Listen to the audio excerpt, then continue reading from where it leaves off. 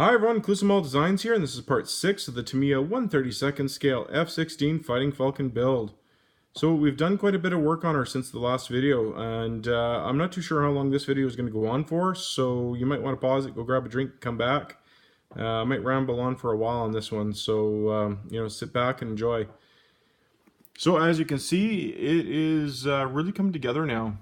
We got the top half of the fuselage all painted up, but obviously, we've got the flaps to go, tail to be put on, and many other details, left to go on her. But as you can see, we got where the Vulcan cannon sits. We got that all painted up for the most part. The cockpit's starting to take shape. Obviously the nose is yet to go on. And working our way back. And on the reverse side of the fuselage, we have some interior detail to show off yet that I'm going to show you in a minute. But I want to focus on where the Vulcan sits here. This is an option that you're going to have to consider as well. Now, originally I said you don't have to really worry about aftermarket sets with this model. And that still stands true, but it all depends on how you want to display your model, right? Now, if you want it like in an action pose, where your bay is all closed up right here, and you're only going to see like the business end of the cannon, then, just stick with the kit parts, I would say. Now, I did go ahead and purchase the aftermarket set right there. Now, that's an all-metal set. As you can see, the barrel's drying, and then, that drying, you have to use like a metal primer on that, and then I sprayed it with a metallic black, just obviously for the gun effect.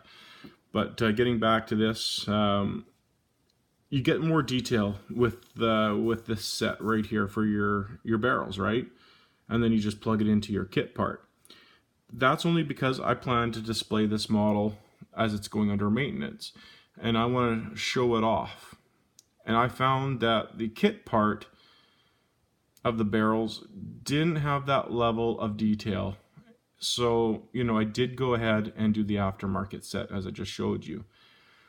And then you run into one other problem, is to display this accurately with the panels off, you're going to have to do a little bit of manipulating, okay? Now, as you can see, I got some parts cut. Now, this part here was once a hole, like that. To display it accurately, you're going to have to do a little bit of cutting. As you see, I cut that out. And then eventually, I'm going to have to cut this in half.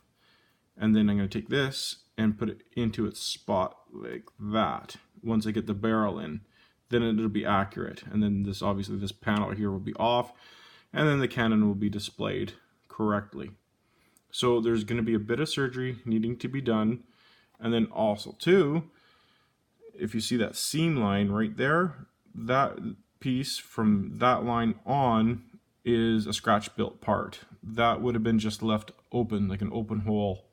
So you have to install that yourself to make it complete as well, if you wanted to display your cannon inside.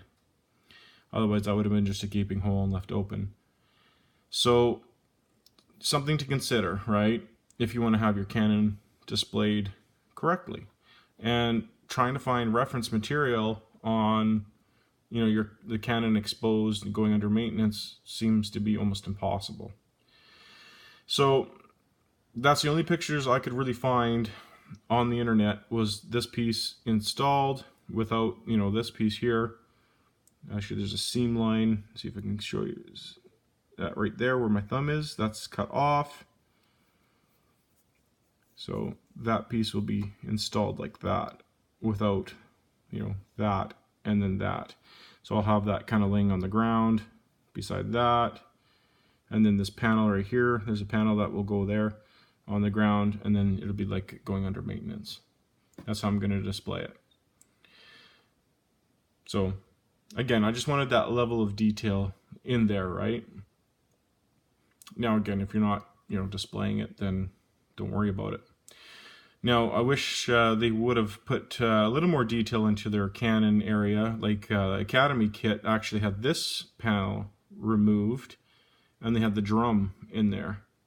I was almost considering buying the Academy kit and removing this and putting the drum in there and all the rest of it. But I don't know if I want to spend that extra, almost $200 on just, that, just to remove this area, just to, and then getting a few other parts maybe out of that.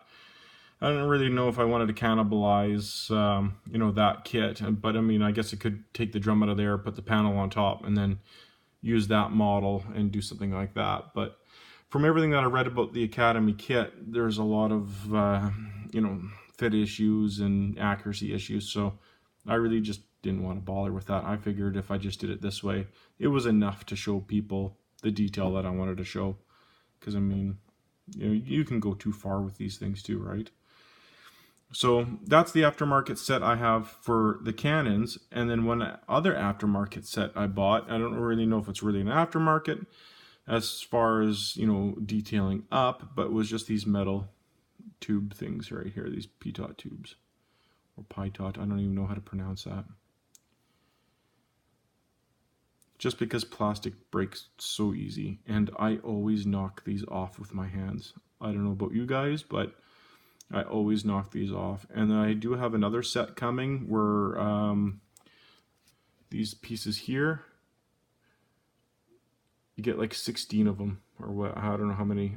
They're all over the plane. They're metal as well. I actually bought them too. So I bought those as well. They're all over the plane, and they're metal. Because I don't know, I just have that kind of luck. I always knock those parts off the plane, or whatever. Anything sharp and small, I always end up just breaking them off. Just nip, they're gone. I just have that kind of luck. So anyway, moving on to, but anything other than that, I don't have anything aftermarket. Aftermarket stuff will start coming in when I start displaying it, going under maintenance, like with crew figures and things like that. So for painting, those are the colors I used. Obviously, we're starting we had the light ghost gray, but now we're getting into the gunship gray too, and the medium gray. I don't know if the camera's picking it up, but that's the AS28 right there on the sides. That's the AS28 right there, and then that's the light ghost gray. Very subtle. I'm sure you can see it. Now the camera's really picking up this as like a gray, like a dark gray. I don't know why, but in person it's more of a blue. That's weird. Huh. The camera's picking up that as blue, but this is gray. But in person, this is like more of a blue. That's weird. Okay. Cameras. So anyway, moving on. I got that, the black or whatever. So basically what I did first was I sprayed like the whole kind of model area. Well, this right here, this comes in two pieces. Where's the seam line? Right there. So I just painted this piece first in the gray. And then I painted this piece separate just because it's easier to handle. And then I painted this piece right here in one color. Then in this color right here, the AS28. Then I masked it, and then I sprayed the AS27, you know, obviously because I masked it right here, and then I carefully masked, you know, this area right here for the black. I did that last for the cockpit area. You know, on the reverse side, don't forget that area right there, because you will see that area for your engine. And as you can see, that's that white part right there that I was telling you about for your Canon. And then if you're displaying your Canon, and that's the rest of your Canon area right there. As you can see, I need to spray or paint by hand a little bit more white right here.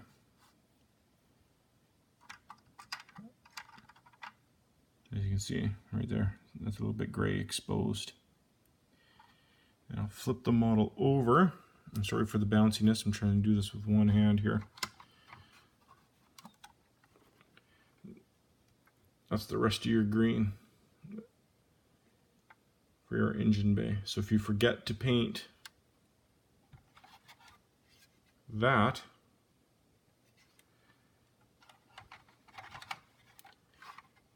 Oops. Bear with.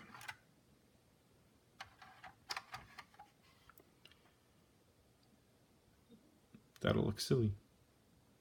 It'll look like gray. You'll miss that whole part of your engine bay completely. And that'll complete the look. Obviously some weathering and stuff still needs to go in there. And then, lastly, the landing gear. I know you're sick of the landing gear. On the back there's going to be some black wires that need to go down.